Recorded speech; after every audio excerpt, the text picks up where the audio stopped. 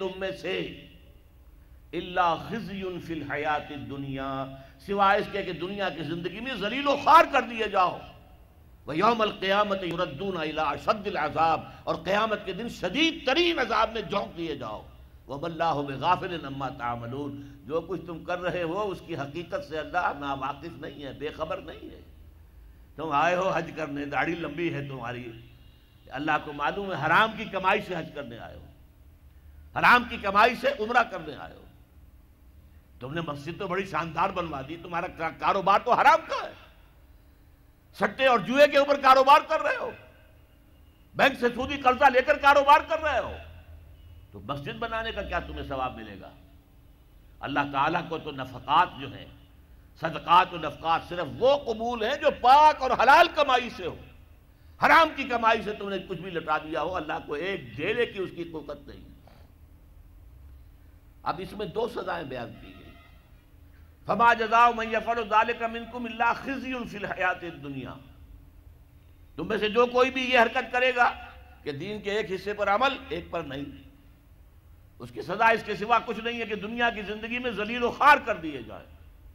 یہ تو نقد ہے جو دنیا میں ملتا ہے، اور آخرت میں جو سزا ملے گی وہ یوم القیامت یردون الی اشد العذاب، اور قیامت کے دن شدید ترین عذاب میں جھونک دیے جاؤ گے۔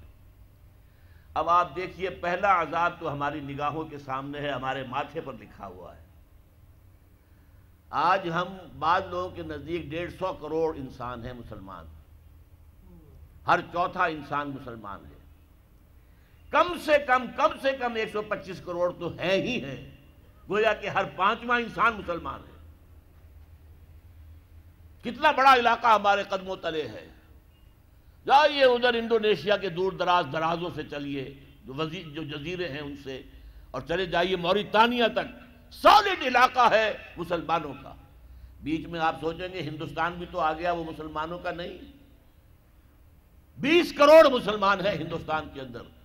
آج بھی دنیا میں سب سے بڑی آبادی کسی ملک میں جو ہے وہ ہندوستان میں ہے مسلمانوں کی۔